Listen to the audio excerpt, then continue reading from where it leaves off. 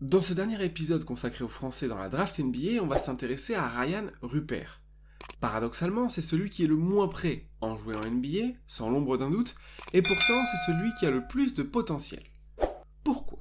Parce que la NBA est fan des profils de joueurs mobiles, athlétiques, avec une énorme envergure. Et c'est le cas de Ryan, il a le morphotype parfait du joueur NBA spécialiste 3&D qui fait carrière. Il est long, polyvalent, il a une belle mobilité latérale et son upside, c'est-à-dire sa marge de progression, est immense. En plus de son corps, il a une bonne attitude, il voit bien le jeu et il fait des passes dans le bon timing. Néanmoins, il est très en retard en attaque. Il tire à seulement 23% en 3 points, même si sa bonne efficacité au lancer franc tente à faire croire qu'il y a une marge pour devenir bien meilleur. Mais là où le bas blesse, c'est qu'il ne tire qu'à 35% au tir de manière générale, très loin des standards NBA. Son efficacité de 0,78 points par possession est également très en dessous. Il a paradoxalement de bonnes finitions et on le voit énormément travailler son flotteur sans en voir les fruits pour l'instant.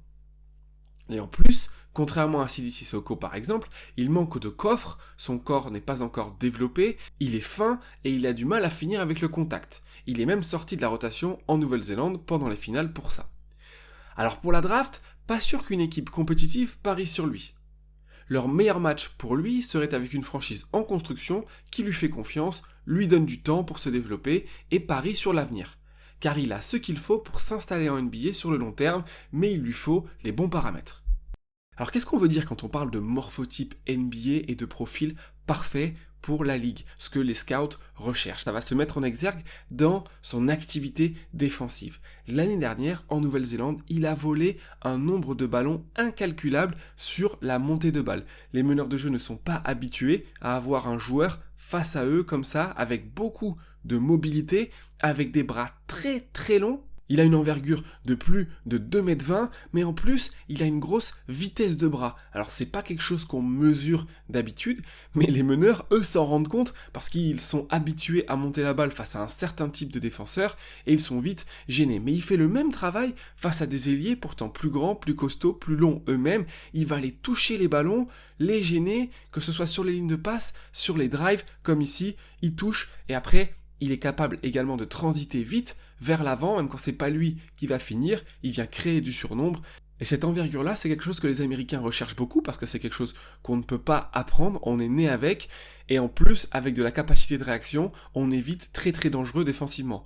Regardez sur cette action, on l'a vu beaucoup similaire avec Sidi Sissoko et Bilal Coulibaly qui coupent dans le dos. Ici, le joueur reste dans le coin, Ryan Rupert, il est relativement loin de l'aide, mais vous allez voir qu'il va jaillir et venir intervenir avec une facilité déconcertante. On n'a même pas l'impression qu'il a sprinté, mais parce que il a cette mobilité, cette envergure qui fait qu'il a moins besoin d'anticiper. Là, ce qui est intéressant tactiquement, c'est que il se rend compte qu'il ne faut pas changer, mais plutôt que revenir droit sur le joueur, il va revenir en se mettant sur la ligne de passe, avec ses grands bras, et il intercepte beaucoup plus facilement. Même quand il est passé face à des joueurs plus rapides, comme c'est le cas ici, il défend sur le meneur, dans le backdoor, il a les bras tellement longs qu'il va la toucher. Alors on a parlé de sa mobilité latérale, mais également de sa capacité à transiter, à aller vite vers l'avant, dans la contre-attaque. C'est les points faciles, c'est quelque chose qui va lui être demandé beaucoup en NBA, d'aller pousser, d'aller au contact, d'aller finir. Ici, il finit à 2 mains pour se protéger du contre, mais il a également d'autres armes dans sa panoplie, les appuis décalés, ici, magnifique. Paradoxalement, son pourcentage de tir est faible, mais il a des vraies habiletés, des vraies finitions. Quand il est en contre-attaque, lancé comme ça, il a ce toucher qui est difficile à travailler que lui a déjà. Alors quand on a vraiment du mal dans le tir, il y a d'autres façons d'être dangereux, notamment couper dans le dos des défenseurs, et ça demande une grosse qualité de QI basket. Ça fait 3 fois qu'on le dit pour nos 3 prospects, mais c'est vrai, c'est 3 joueurs qui sont avec un QI basket assez élevé et qui lisent les situations. Il est défendu par un petit, son grand va remonter, mais le défenseur du grand va venir en aide. Le défenseur du petit va remonter avec le grand, et donc lui il a un espace pour couper puisque son joueur, enfin celui qui est devenu son joueur en l'occurrence, est venu aider, changer, il en profite, il lit, il coupe parfaitement dans le dos de la défense. Là, il y a beaucoup de joueurs qui se seraient cachés à 3 points, il va venir, il n'a pas peur d'aller au contact, même si, on l'a dit, il a encore besoin de travailler son corps, de se développer, de prendre de la masse musculaire, c'est sûr que les franchises NBA, ça va être le premier travail qu'ils vont faire. Mais là, dans toutes ces coupes-là, il les lit très bien. Quand il y a beaucoup d'espace, il va se régaler à les finir dans les finitions. Il a du toucher, vraiment. Il est capable de faire ça. Néanmoins, ce qu'il va falloir développer, c'est ça, c'est au contact. Là où on se rend le plus compte qu'il a du mal à finir avec le contact, pour l'instant, c'est dans le catch and drive, c'est-à-dire dans l'attraper et aller vers le cercle. On l'a vu également dans la vidéo avec Sidi Sissoko, qui réattaquait beaucoup. Quand on n'a pas forcément le tir avec nous, il faut prendre et aller vite, notamment sur sa main droite, pour aller chercher des paniers plus faciles. Là, quand on a un défenseur avec nous, quand on récupère pas les fautes, il faut être capable de finir quand même, et il a un petit peu ce manque. Et du coup, ça influe dans la façon dont il réattaque, et il va aller chercher des tirs difficiles. Ça, c'est une finition hyper compliquée, pourtant il l'a réussi, mais pourquoi il se met dans cette situation-là?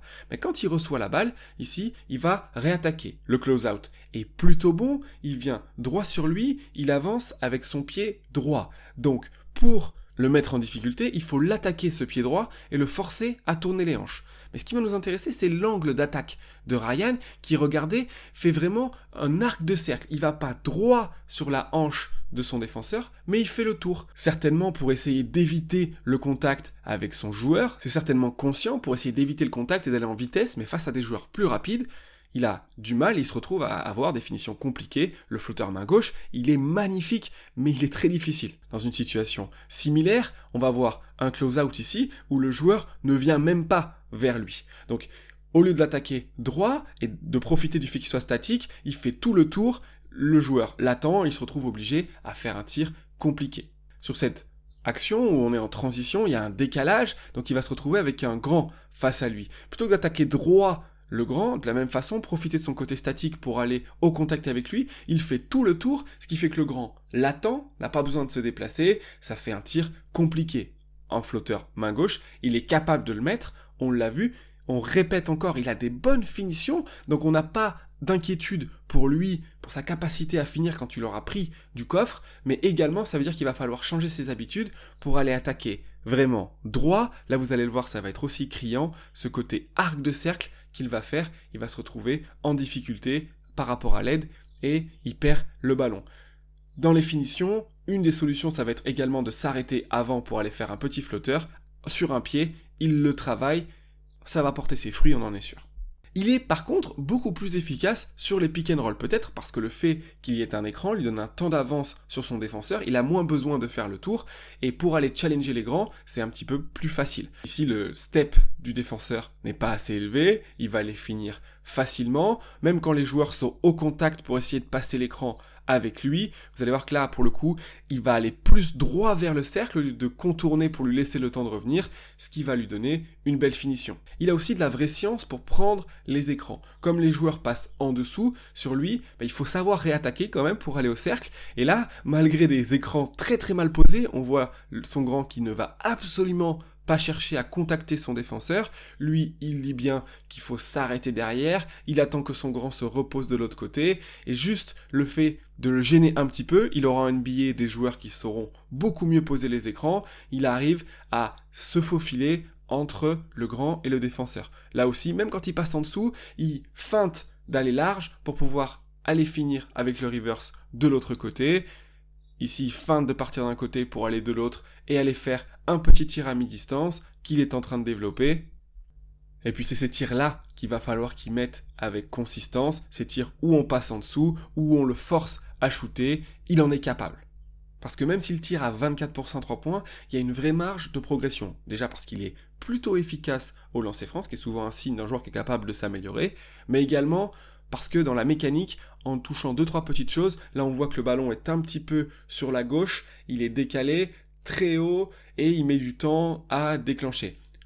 Ce qui est sûr, c'est que la franchise NBA qui va le drafter va commencer par ça, avec lui, essayer de l'aider à être plus fluide dans sa montée, de moins décaler son ballon et d'être à l'aise parce que comme il prend du temps pour tirer, il sera aussi moins à l'aise sur des tirs après dribble.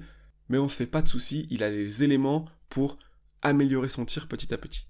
Et c'est d'autant plus crucial parce qu'il a le reste. C'est un bon playmaker, il fait bien jouer les autres, il lit les aides pour faire des passes. Comme Sissoko et Koulibaly, c'est vraiment des bons joueurs d'équipe, en plus avec la bonne attitude. Sur des écrans où on le suit plus que tout à l'heure, là il a cette petite pocket pass qu'on a beaucoup en NBA, notamment parce qu'il y a beaucoup de joueurs qui viennent sortir sur des joueurs dangereux. Là, elle est parfois difficile à faire entre les deux défenseurs, dans le dribble, à terre, main droite, main gauche. Il le fait très bien, ça c'est un élément qu'il n'y aura pas besoin d'aller rajouter, en plus de la lecture de jeu qu'il fait sur différentes actions, que ce soit sur les transitions, il voit ses shooters, ça c'est important quand on a les shooters à 45% à 3 points dans les contre-attaques en NBA, bah, il faut les trouver, mais également sur les pick and pop, ou dès qu'il y a des mismatchs, il le voit, et c'est très très important. Il lui manque de prendre un petit peu de coffre, et d'être plus adroit. C'est pour ça qu'on disait qu'il n'est pas encore prêt pour jouer en NBA, mais par contre, c'est clairement le joueur qui a le plus de potentiel des trois. C'est la fin de cette série, on espère qu'elle vous a plu, dites-nous en commentaire si c'est le cas, et nous on se retrouve très bientôt pour une nouvelle analyse. Ciao ciao.